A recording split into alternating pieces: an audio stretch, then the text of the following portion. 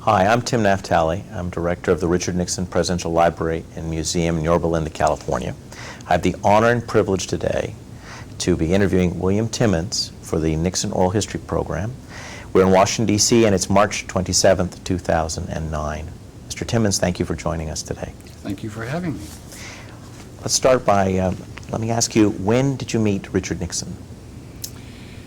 I met Richard Nixon in the Senate. I was staff assistant to Senator Alexander Wiley when he was the vice president, and he had an office on our floor, actually, in the old Senate office building. And I met him a number of times during that period. He wouldn't remember it, but of course I do. Tell us a little bit about Alexander Wiley. He was a senator from Wisconsin, Republican, a senior member when I was there. He was on the Foreign Relations Committee and Finance Committee, and quite a character, actually. And so after Korea, when I came back from the Air Force, I found a job on his staff, and he was very good to me. For 6 years I worked there. What were the key issues that you worked on when you were with Senator Wiley? Well, I didn't do much legislative work. I did mostly newsletter and answer mail and that sort of thing, a sort of entry-level position. Let's move forward a little bit. When did you get involved in Vice President Nixon's presidential campaign? I was not involved really in his first presidential campaign, and it was much later that I got involved with him leading up to the to his campaign for presidency. Later, it was probably about 66, along in there somewhere. Do you recall what you did? Well, my boss at that time was Congressman, later Senator Bill Brock, and we both thought that he had the best prospects for being elected president, having been vice president and doing lots of work for Republicans. So Congressman Brock and I tagged onto him pretty early there, and we made recommendations on members or challengers, Republican challengers that needed some help, and helped him devise his schedule to go out and help Republicans. Well, it was a very successful effort on his part in 1966. I think so. I think he did a good job, and of course he built up some IOUs in that process that he cashed in later. What do you recall if Congressman Brock was one of them? Who were the other key congressional supporters of President Nixon, Vice President Nixon's in '66, who helped guide his schedule that year? Well, there was actually a rather formal group called the Mont Ahrens group, Carl Mont and Les Ahrens, the House, Mont and the Senate, and they had 6 or 8 people that would meet regularly with Richard Nixon to give him advice on members to support and issues to develop and so forth. So it was called the Mont Ahrens group, and Brock was a part of that. 1968, what do you do in '68 for the campaign? Well, I was still on Congressman Brock's staff, but in those days members could do other things, and it wasn't quite as restrictive as it is now. So I was involved with him first on scheduling him into members' districts, and then we had the '68 convention to be concerned with, and he named me the convention manager in Miami for the '68 convention, and that took a lot of time and effort. And after the convention, I was in charge of congressional relations for the campaign located here in Washington. He, of course, was in New York, and the main campaign headquarters was in New York. Tell us about some of the challenges you faced in putting together the Miami convention of 1968. Well, a lot of people today will not remember that Nelson Rockefeller and Ronald Reagan also were candidates for the presidency, so it was a three-way fight. Some of the difficulties were that a number of the governors ran as favorite sons, and therefore they withheld their delegates from any of the other candidates, trying to trade them off perhaps for something of value. But I frankly never felt that Richard Nixon was in any jeopardy getting the nomination. But there was some collusion, strangely enough, between Rockefeller and Reagan in Miami Beach at that time. And so we had to work pretty hard on the delegates. Were you one of those who worked on Strom Thurmond? I didn't personally, no. But he was a supporter, and a very important supporter, because the Reagan team was after him. So was there some kind of horse trading involved to keep him on I board? don't know. I think he felt that that Richard Nixon had the best chance to win, whereas Reagan was not that well known nationally. He was governor, but he wasn't well known nationally. And of course, Rockefeller would have been an anathema to Strom Thurmond. So maybe by elimination, he was a supporter of Richard Nixon, but they got along well. In retrospect, what were the moments of optimism and pessimism in the '68 campaign? Well, optimism is, I also covered the Chicago Convention for the campaign, the one that Hubert Humphrey was in, and the demonstrations, everything else. That was interesting because it pushed Richard Nixon well ahead because of the troubles the Democrats had. Now, Senator Humphrey came back later, of course, and made it a horse race, but at the time, we felt pretty comfortable that Richard Nixon had a great opportunity to win that, and Lyndon Johnson, the president, was, of course, he was a Democrat, and he supported Humphrey, but he was not opposed to Richard Nixon either, and I think Nixon cultivated that quite a bit. What, we're talking about how it became a horse race. What role did the bombing halt play? Well, it was significant. It was quite just several days before the election, and it was something that obviously the president could not oppose. I mean, that Richard Nixon couldn't oppose because it was a strategy. A lot of concern on whether it was politically motivated or not, and that tightened up the race quickly. I think the bombing halt, and so it was a significant factor and caused a great deal of concern among those of us supporting Richard Nixon. Were you surprised when the election turned out to be as close as it was? It actually was, because we'd been ahead so much, and that Humphrey couldn't seem to get it all together. He was handicapped by having to defend Johnson and policies of Johnson, particularly regarding Vietnam. On the other hand, he was trying to separate himself because so many of his followers were not enamored with Lyndon Johnson, so he was in a real box.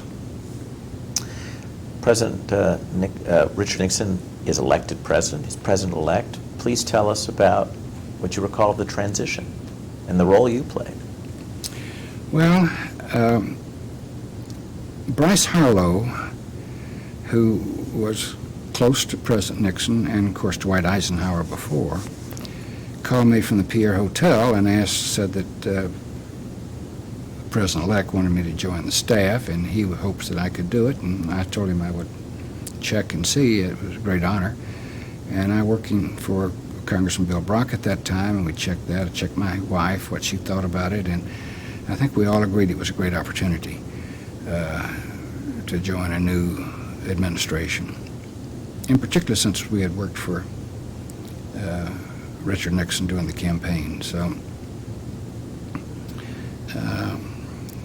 I was happy to go up to the Pierre Hotel and work during that early transition period, and after the first of the year, I came down here and we worked out of the Federal Office Building 7, it was called then, and did a whole host of things to prepare for his entry into the city and his swearing in.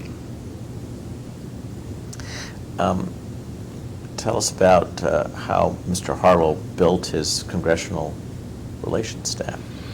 Well, he's a real master at the legislative process. He worked for Eisenhower, and he was with Procter & Gamble, and he stayed close to members of Congress and the Washington establishment.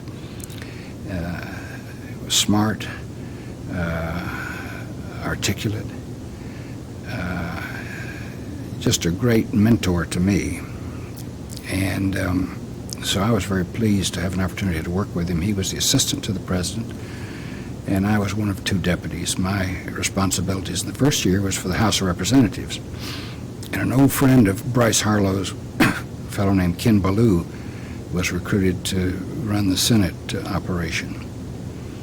And we had a small staff, but very aggressive, and it was a great opportunity to learn under the great Bryce Harlow. Could you, because of course the audience will not know what the legislative landscape looked like in 1969, but could you just tell us about the majority and the minority and how strong those majorities were? The President Nixon came into office, the first president in 120 years not to have control of either body of the Congress. I think a lot of journalists and historians have overlooked that fact. 120 years is a long time, and the difficulties it presented us just immense. Also, President Nixon was not highly regarded by the liberal wing of the Democratic Party. He had defeated Jerry Voorhees for the House in California, and later Helen Hagan Douglas for the Senate seat. They were both darlings of the Democratic left. And he was very active in the House Un-American Activities Committee in the House. Again, what is seen as kind of a far-right group. So he was not all that popular with a large segment of the Democratic Party. So the handicap of having a majority in the hands of the opposition was not very comforting to any of us. And that they controlled the House and Senate for the whole period that Richard Nixon was president. And the numbers were significant. It wasn't 1 or 2 votes difference, it was substantial. That meant for us, of course, that we had to, if we were going to get anything passed, anything accomplished, you had to appeal to a segment of the Democratic Party, which turned out to be the more conservative side of the Democratic Party. To what extent was there a legislative, when you came into office, to what extent did you have a legislative agenda that you were planning to realize? Actually, President Nixon did not have strong commitments during the campaign that we were obligated to fulfill. Laundry list of issues. Clearly, Vietnam was very big and central, and he was determined to do something about that. Taxes was an issue. But he didn't propose an awful lot of innovative issues during the campaign that we were obligated to fulfill. So we had pretty free hand to try to fashion together a legislative agenda for him. Could you, from your perspective, because we've interviewed other participants in this, can you tell us the strongest hands in that first year in shaping the Nixon administration's legislative agenda? Well, clearly Bryce Harlow was a key factor in it. John Ehrlichman, who was counsel but later became domestic czar, was important. Henry Kissinger clearly was a key player in those early days. Also, because of the stature of Nixon's cabinet, there were a lot of key people in the cabinet who played a role in the legislative policy arena. Pat Moynihan in the White House was a Democrat, but somebody that the president had a lot of confidence in his area of expertise. A lot of health and HEW, health, education, and welfare issues that came up with Bob Finch, who was an old friend, obviously, of the president. So all of these people had a role to play in fashioning some sort of legislative agenda for the president. First year, as you know, is one of kind of solidifying your support and getting ducks in a row. You normally don't submit a budget first year. If you jump forward to the second year, 1970, which was his first real budget, he proposed more money for Social Security and Medicare and food stamps and welfare than Lyndon Johnson's Great Society, which is something wouldn't think he would do with his background in the Republican Party and so forth. But he was a man of many facets, and so he was off and running, and family assistance plan was up, and all sorts of other issues that he felt strongly about. Do you recall finding Republicans surprised by the extension of the Great Society that they were witnessing? I think so. I think a number of Republicans were surprised about it, and some of the Democrats were. We had a debate within our legislative shop on kind of the strategy to pursue. One concept was a floating coalition, whereby, regardless of the issue, you had different votes, and you appealed to conservatives or to liberals or to moderates or to leaning this way or that way on each issue. The other concept was to take your base that would be with you forever and satisfy that base on issues. And my personal view was to take the base and build from your base, try to stretch out a bit rather than the floating coalition concept, seeming that was just too hard to manage. And also you could never really depend on some members for more than one vote. The family assistance plan we mentioned was the floating coalition concept, and while it passed the House, the Senate committee wouldn't report it out, so it died. But the president got some credit, nevertheless, for proposing it, I think, among some groups. Didn't the president's interest in the family assistance plan also wane? I think so. There was a lot of controversy over it. One, it was very complicated. The guaranteed income, job, workfare, do they work for this, and what do they get, and what was the amount? Was it $1,600 a year? Was it $2,500 a year? Extremely complicated and expensive. And I think he did, I think after the House voted, I think there was some backing away from it. I think he would like to have had it, but he wasn't willing to spend the legislative chips necessary. Another main focus in that early period was the environment. Mm-hmm. Please tell us what you recall of getting the Clean Air and Clean Water Acts passed. Well, they were very big issues early on. There were some environmentalists in the Congress who were pushing various proposals. Senator Muskie was one. He was the chairman, I think, of the Public Works Subcommittee in the Senate, and therefore kind of responsible for environmental issues. And the Clean Air Act came out and was called the Muskie bill by Democrats anyway. And we made I think, made a terrible mistake in the signing ceremony for that bill. The president wanted to sign it, and we had recommended the requisite number of members, the leaders and chairman of various committees, and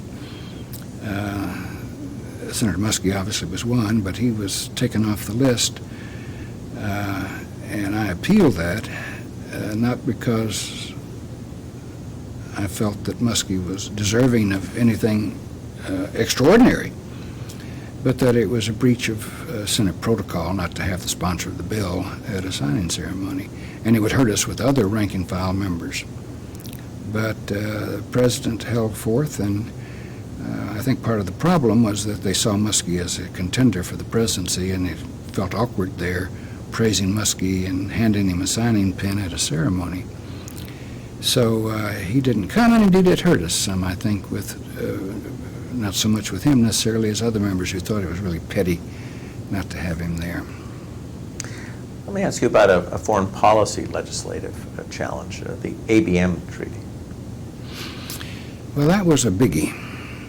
The president very much wanted the anti-ballistic missile program adopted. It was a system to protect our homeland, at least our retaliatory capabilities, missiles. And it was, he took a very personal interest in that, and it was a very close vote. It passed the House, and the Senate, it was a tie vote. The motion was to strike it, to defeat it, and that failed 50-50. It didn't get a majority. And he asked the Vice President, Agnew, to go up and vote on it, even though it wasn't necessary, just to give it the 51 votes. The Vice President could vote on a tie, of course. And it's kind of interesting. I think that a case can be made that the ABM program led to SALT I, a Strategic Arms Limitation Treaty, and which led to SALT II, which Nixon negotiated. SALT I was ratified by the Senate, and SALT II after he left office. And you have the subsequent presidents, Ford, Carter, and Reagan, who enjoyed some sort of detente with the Soviet Union because of ABM, SALT I, SALT II, and that eventually led to the downfall of the Soviet Union. Now, it's a bit of a stretch to tie that all back to the ABM, but I think it played a part, along with a lot of other things, in the breakup of the Soviet Union. Can you recall some of the horse trading involved in getting it to 50-50? No, I can't, but I'm sure there was a lot. Well, we interviewed Secretary Laird, and he played a role in that. Oh, yeah. Can you recall any legislative struggles over the Office of Economic Opportunity, Don Rumsfeld's operation? Not many struggles. The conservatives and Republicans, by and large, did not like OEO. Democrats and liberals did. And I don't recall the creation of OEO, but I think we were all uncomfortable with it.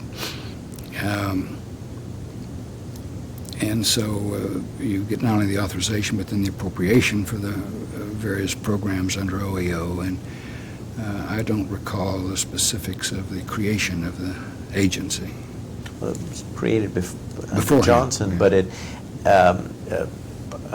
candidate Nixon had talked about doing away with it, and then assigned it to Don Rumsfeld, who energetically kept it going. Yeah. And he was promoted to handle the Cost of Living Council then because of his good work. Environmental Protection Agency. Mm-hmm. What do you call of its establishment? Well, you know, there were so many organizations created during the Nixon terms that I think historians don't fully appreciate, or historians may, students don't. And EPA was one. And it was a monumental achievement, I think, to move forward on the environmental areas, because before the Nixon years, the environment didn't play a very big role in national policy discussions that I can recall. But during his time, it really came to the forefront. And he established a Council on Environmental Quality in the White House and helped create the EPA and named a number of key people to run the EPA in that time. And while some of the business interests were concerned about it, I think the president thought it was a good move.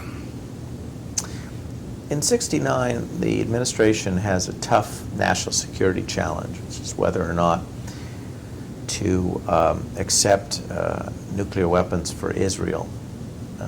And it's not one that you had to worry about, but it did have a congressional side to it, which is whether or not Israel would get F-6 planes. And I was wondering if you could recall, because we will talk about this when the Yom Kippur War occurs, and we talk about that, but if you can recall some of the politics of the congressional politics of the Middle East in those first few years before we get to the War of '73. I have no recollection of the military aid program to Israel during that period. It was clearly an issue that Henry Kissinger and the president were consumed with. But the jet aircraft, I just can't reach back 40 years and remember. I understand. Let's talk about Cambodia. What do you know about what if any briefings were given the congressional leadership before we started bombing Cambodia? And none that I recall of, which caused some problem.